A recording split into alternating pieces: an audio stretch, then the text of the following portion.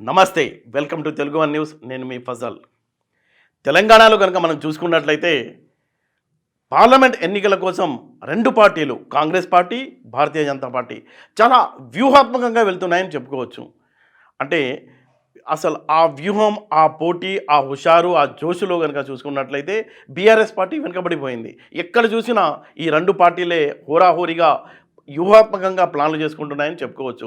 అంటే ఎంత plan చేసుకుంటున్నారంటే Congress party ఏమో సోనియా గాంధీని తెలంగాణ నుంచి పోటీకి ఎలాగైనా దింపాలని కాంగ్రెస్ పార్టీ భావిస్తుంటే, మరోపక్క భారతీయ జనతా పార్టీ ఎలాగైనా మోడీ కూడా తెలంగాణ నుంచి పోటీ చేసేలా వాళ్ళు ప్లాన్ చేసుకోవడానికి ఆ లైన్లో వ్యూహం పన్నుతున్నారు. ఎందుకంటే ఈ ఇద్దరు నేతలు కూడా ఇక్కడ ఉన్నట్లయితే టోటల్గా ఈ మొత్తం ట్రెండ్ అంతా మారిపోయి ప్రధాన పోటీ కాంగ్రెస్ బీజేపీ మధ్య ఉండే అవకాశం ఉంది. తెలంగాణలో అధికారంలోకి వచ్చిన కాంగ్రెస్ పార్టీ పార్లమెంట్ ఎన్నికల్లోనూ అదే జోష్ కంటిన్యూ చేయాలనుకుంటుంది. అందుకే సోనియాను తెలంగాణలోని ఏదో ఒక ఎంపీ స్థానం నుంచి బరిలో నిలిపేలా ఒప్పించాలని నిర్ణయించింది. టీపీసీసీ పిఎస్సి మీటింగ్లో కూడా తీర్మానం చేసుకుంది ఆ పార్టీ. మెదక్ కానీ, అలాగే మల్కాజ్గిరి, కరీంనగర్ ఈ మూడింటిలో ఏదో ఒక స్థానం నుంచి సోనియా గాంధీని బరిలో నిలిపేలా కాంగ్రెస్ పార్టీ ప్లాన్ చేసుకుంటుంది. తెలంగాణ అసెంబ్లీ ఎన్నికల ఫలితాల తర్వాత రాష్ట్రంలో టోటల్గా పొలిటికల్ సీన్ మారిపోయిందని చెప్పవచ్చు. బలంగా ఉన్న బీఆర్ఎస్ను కాదని కాంగ్రెస్, బీజేపీలు నువ్వా నేనా అంటూ తలపడబోతున్నాయి. ఎవరికి వారు స్కెచ్లు వేసుకుంటున్నారు. ఈ రెండు జాతీయ పార్టీలు కూడా దూసుకొస్తున్నాయి. అది నిజమే అనిపిస్తుంది.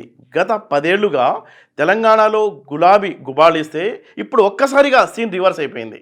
జాతీయ పార్టీలైన కాంగ్రెస్, బీజేపీలు బీఆర్ఎస్ను సైడ్ చేసేసి బస్తీ మే సవాల్ అనుకుంటున్నాయి.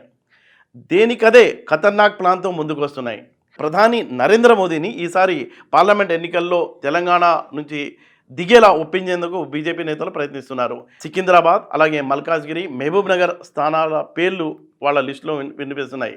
అయితే ఈ విషయంలో పార్లమెంటరీ బోర్డు పార్టీ నిర్ణయమే ఫైనల్ అంటున్నారు. జాతీయ పార్టీలైన కాంగ్రెస్, బీజేపీలు బీఆర్ఎస్ను సైడ్ చేసేసి బస్తీబే సవాల్ అనుకుంటున్నాయి.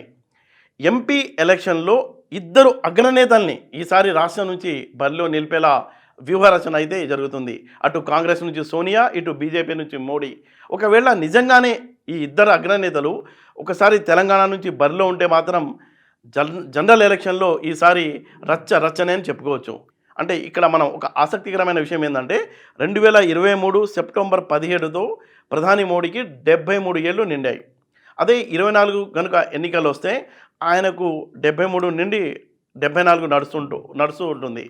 బీజేపీలో కొద్ది కాలంగా అలిఖిత నిబంధన ఒకటి అన్అఫీషియల్గానే ఒక నిబంధన పాటిస్తున్నారు వాళ్ళు. అదేంటంటే 75 ఏళ్ళు నిండిన నేతలు పదవులకు దూరంగా ఉండటం. 2024 ఎన్నికల్లో బీజేపీ గెలిచి మళ్ళీ ప్రధానిగా మోడీ అయితే 2025 సెప్టెంబర్లో 75 ఏళ్ళు పూర్తయిన తర్వాత ఆయన పదవి నుంచి దిగిపోవాల్సి వచ్చిన పరిస్థితి ఏర్పడుతుంది.